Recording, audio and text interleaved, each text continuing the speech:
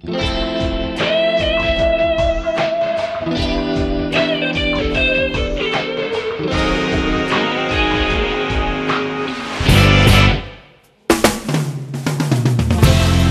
นที่เหน็บหนาวดาวที่พร่างพรายกับภูมิคุ้มกายที่มันอ่อนแอตัวก็รุ่มร้อนไม่มีเรี่ยวแรงไม่เข้าใจว่าเป็นอะไรมันหายใจติดขัดมีท่าทางอึดอัด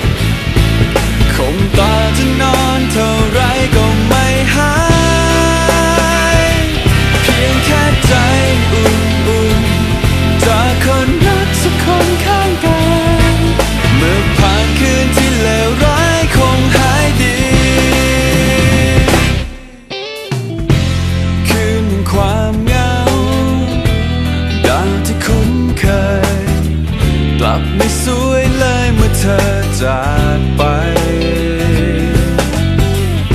จะนอนอยู่ตรงนี้เธออยู่ที่ใด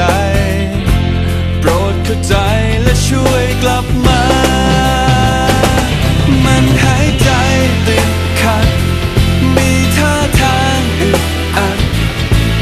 คงตาจะนอนเท่าไรก็ไม่หายเพียงแค่ใจ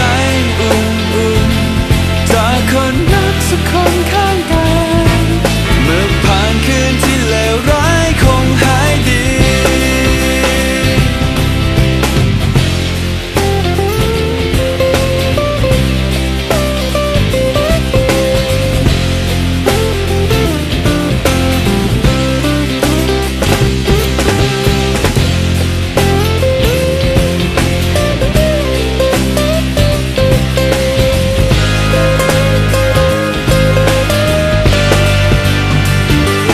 มันหายใจ